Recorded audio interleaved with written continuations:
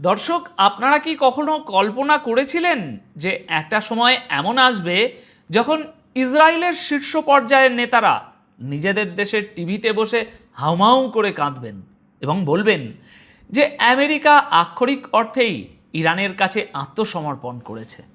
আপনারা কি কখনো ভেবেছিলেন যে পশ্চিমা বিশ্বের ভাগ্য, আমেরিকার অর্থনীতির ভবিষ্যৎ এবং মধ্যপ্রাচ্যের মানচিত্র নির্ধারণের জন্য ওয়াশিংটন জেনেভায় নয়, বরং আলোচনা করবে এশিয়ার মাটিতে? কোথায়? খোদ পাকিস্তানের রাজধানী ইসলামাবাদে। যদি আপনারা পশ্চিমা মিডিয়ার সাজানো হেডলাইন পড়ে ভাবেন যে আমেরিকা এখনও তাদের আগের সেই দাদাগিরি বজায় রেখেছে, তাহলে আমি বলবো আপনারা গ্লোবাল জিওপলিটিক্সের সবচেয়ে বড় পট পরিবর্তনটা পুরোপুরি মিস করে যাচ্ছেন।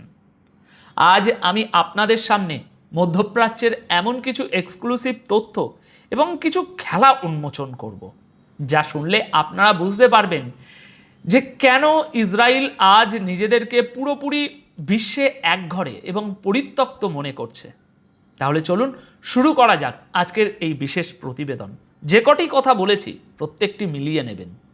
দেখুন, আপনারা যারা আমার আগের বিশ্লেষণগুলো খুব গভীরভাবে ফলো করেন তারা খুব ভালো করেই জানেন যে গত ফেব্রুয়ারি মাস থেকে শুরু হওয়া এই ভয়াবহ যুদ্ধে আমেরিকা এবং ইসরায়েল ভেবেছিল তারা প্রথম দিনেই ইরানের সুপ্রিম লিডারকে হত্যা করে পুরো ইরানকে তাসের ঘরের মতো টোকা দিয়ে ভেঙে ফেলবে। কিন্তু বাস্তবে কি হয়েছে? ইরান ধ্বংস তো হয়নি, উল্টো তারা হরমুজ প্রণালী বন্ধ করে দিয়ে পুরো পশ্চিমা বিশ্বের অর্থনীতির গলা এমনভাবে চেপে ধরেছে যে আমেরিকা আক্ষরিক অর্থেই হাঁটু গেড়ে বসে ইরানের সমস্ত শর্ত মেনে নিতে বাধ্য হয়েছে।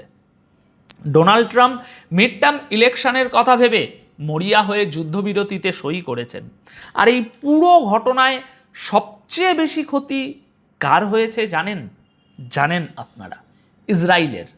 কারণ ইসরায়েল বুঝতে পেরেছে যে যখন খোদ আমেরিকার নিজের স্বার্থে আঘাত লাগে তখন তারা তাদের তথাকথিত মিত্র ইসরায়েলকেও ছুঁড়ে ফেলে দিতে দ্বিধা করে না। আর এই চরম হতাশা এবং আতঙ্কের কথা আজ কোনো বাইরের লোক বলছে না, বলছে খোদ ইসরায়েলের শীর্ষ কূটনীতিকরা। গতকাল 4 জুলাই 2026 ঠিক বিকেল 4:49 ইসরায়েলের প্রভাবশালী সংবাদ মাধ্যম দ্য জেরুজালেম পোস্টে একটা বোমা ফাটানোর সাক্ষাৎকার প্রকাশিত হয়েছে। খবরের শিরোনামটা শুনলে আপনি চমকে যাবেন। বলছি শুনুন। Massive surrender to Iran, former Israeli ambassador to US Danny Ayalon, US Iran MOU। অর্থাৎ ইরানের কাছে বিশাল আত্মসমর্পণ। কে বলছে? আমেরিকায় নিযুক্ত ইসরায়েলের প্রাক্তন রাষ্ট্রদূত। দর্শক, ড্যানি অ্যালিয়ান কোনো সাধারণ মানুষ নন। তিনি ইসরায়েলের প্রাক্তন উপপররাষ্ট্রমন্ত্রী এবং আমেরিকায় ইসরায়েলের সবচেয়ে গুরুত্বপূর্ণ মুখ ছিলেন। তিনি ইসরায়েলের 103 FM রেডিওতে দেওয়া এক সাক্ষাৎকারে পরিষ্কার বলেছেন যে আমেরিকা এবং ইরানের মধ্যে বর্তমানে যে চুক্তি হচ্ছে সেটা কোনো সাধারণ চুক্তি নয়। সেটা হলো ইরানের কাছে আমেরিকার একটা ম্যাসিভ স্যারেন্ডার বা বিশাল আত্মসমর্পণ। তিনি অত্যন্ত ক্ষোভের সাথে বলেছেন যে আজ যা ঘটছে তা হলো আমেরিকার চরম বাধ্যবাধকতা। ইরানিরা সুদ নির্ধারণ করছে, আমেরিকা ইরানকে ফান্ড রিলিজ করে দিচ্ছে এবং ইরানি ভূখণ্ডে কোনো উস্কানিতেই আমেরিকা জবাব দিচ্ছে না। একটু চিন্তা করুন, একটু তলিয়ে ভাবুন দর্শক। একজন ইসরায়েলি শীর্ষ কূটনীতিক যখন নিজের দেশের রেডিওতে বসে এমন কথা বলেন তখন বুঝতে হবে ইসরায়েলের ভিতরে কতটা আতঙ্ক তৈরি হয়েছে। ড্যানি আয়লান এই সাক্ষাৎকারে এমন একটা কথা স্বীকার করেছেন যা ইরান পশ্চিমাদের বিরুদ্ধে খেলেছে। আয়লান বলেছেন ইরানিরা এই সুযোগের পুরো ফায়দা নিচ্ছে। তারা হরমুজ প্রণালীর ইস্যুকে তাদের পারমাণবিক ইস্যু থেকে আলাদা করতে চেয়েছিল এবং একবার যখন তারা সেটা করে ফেলেছে তখন তারা পুরোপুরি শান্তিতে আছে। দর্শক, আপনারা কি এই দাবার চালটা ধরতে পারলেন?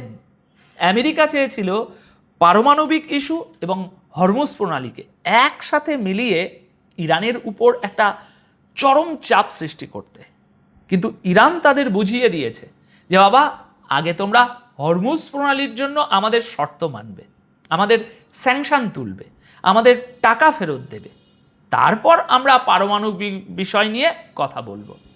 ইরান মূলত তাদের সামুদ্রিক আধিপত্যকে ব্যবহার করে আমেরিকাকে জিম্মি করে ফেলেছে, আর ইসরায়েল বসে বসে সেই দৃশ্য দেখছে এবং নিজেদের চুল ছিঁড়ছে।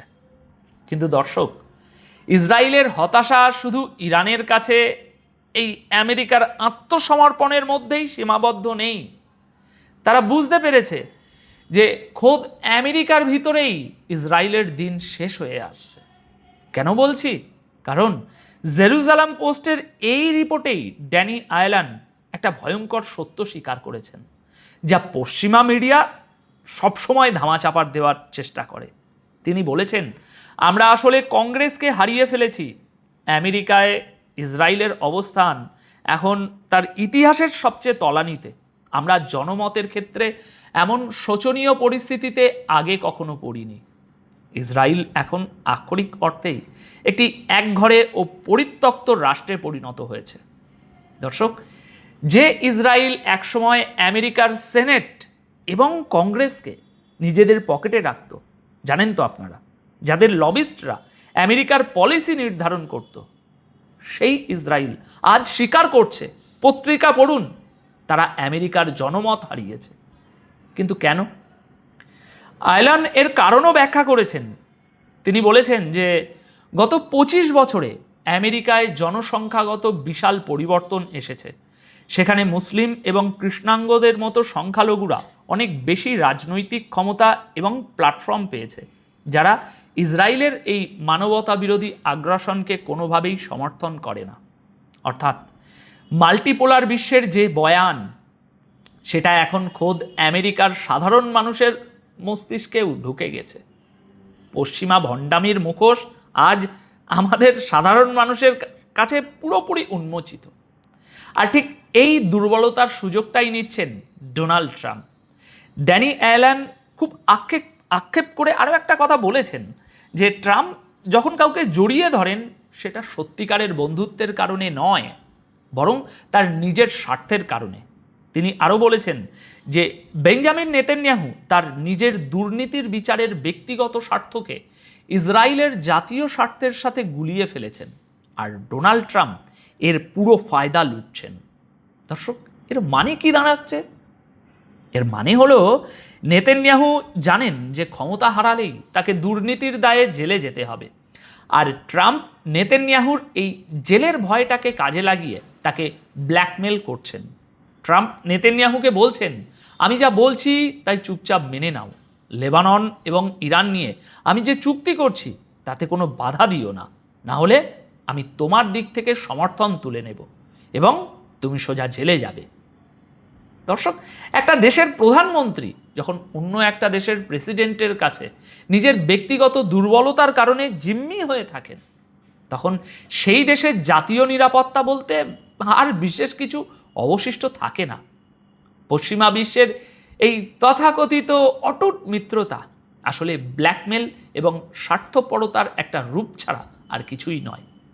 এবার আসুন দেখি পরবর্তী খবরে নন ওয়েস্টার্ন দেশগুলো কিভাবে পুরো কন্ট্রোল একটু একটু করে নিজেদের হাতে তুলে নিয়েছে।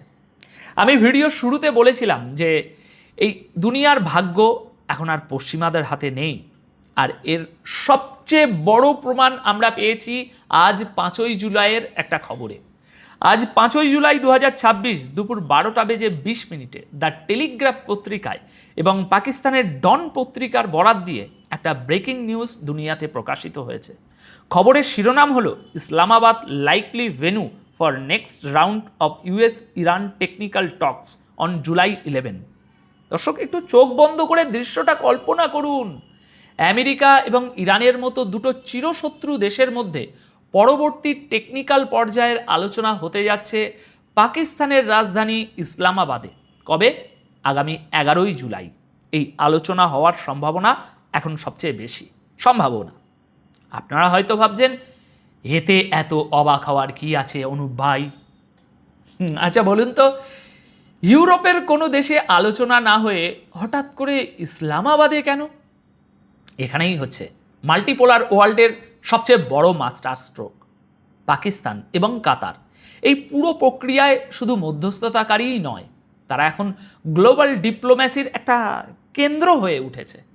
আমেরিকা এতদিন তাদের মিত্র ইউরোপীয় দেশগুলোতে বসে নিজেদের শর্ত অন্যের উপর চাপিয়ে দিত, কিন্তু ইরান পরিষ্কার বুঝিয়ে দিয়েছে যে আমরা তোমাদের মাটিতে গিয়ে আলোচনা করব না। আলোচনা যদি করতে হয় তবে সেটা আমাদের মিত্র এবং আমাদের আস্থার জায়গায় হতে হবে।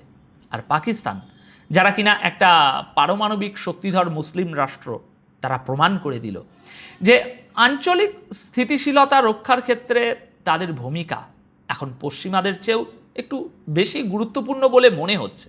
ঘটনা তো তাই বলছে। দ্য টেলিগ্রাফের রিপোর্ট অনুযায়ী এই 11ই জুলাইয়ের বৈঠকে ইরানের পারমাণবিক কর্মসূচি, স্যাংশন প্রত্যাহার, বিদেশে আটকে থাকা বিলিয়ন বিলিয়ন ডলারের সম্পদ রিলিজ, হরমুজ প্রণালীর নিরাপত্তা এবং লেবাননের যুদ্ধবিরতি নিয়ে বিস্তারিত আলোচনা হবে। কিন্তু দর্শক, এই পুরো কূটনৈতিক প্রক্রিয়ার মধ্যে ইরান আমেরিকাকে যে চরম লেভেলের মনস্তাত্ত্বিক শিক্ষাটা দিচ্ছে, সেটা শুনলে আপনারা অবাক হয়ে যাবেন। দ্য টেলিগ্রাফের এই রিপোর্টেই বলা হয়েছে যে এই আলোচনা সাময়িকভাবে স্থগিত ছিল। কিন্তু কেন স্থগিত ছিল?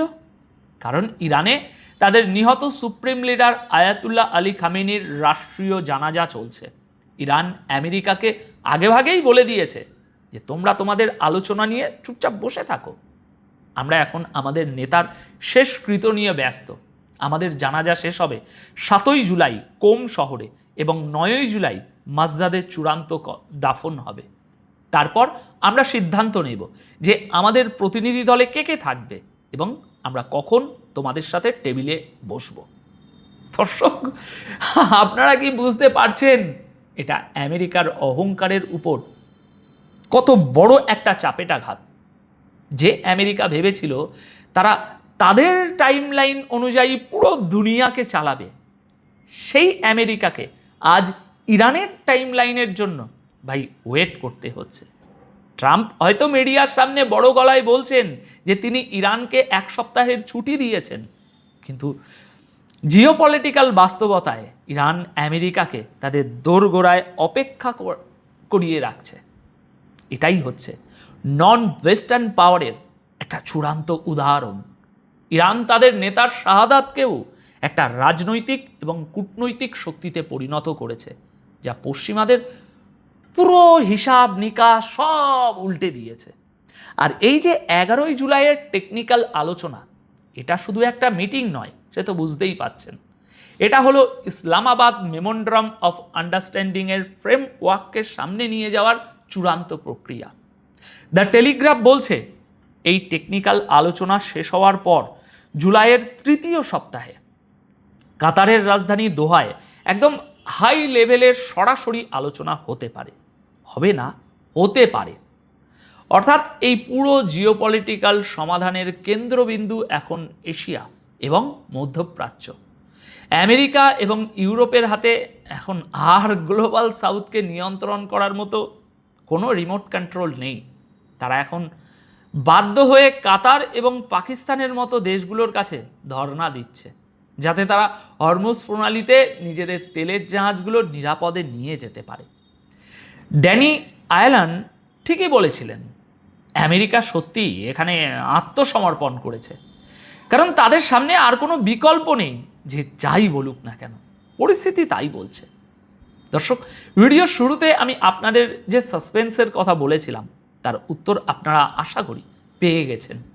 ডোনাল্ড ট্রাম্প আসলে কোনো গ্লোবাল লিডার হিসাবে এই চুক্তি করছেন না, তিনি করছেন একজন মরিয়া রাজনীতিবিদ হিসেবে, যার সামনে মিড টার্ম ইলেকশন। তিনি নেতানিয়াহুর ব্যক্তিগত আইনি সংকটকে ব্যবহার করে ইসরায়েলের মুখ বন্ধ রাখছেন, আর অন্যদিকে নিজেদের অর্থনীতি বাঁচাতে পাকিস্তানের মাটিতে গিয়ে ইরানের শর্ত মেনে নিচ্ছেন।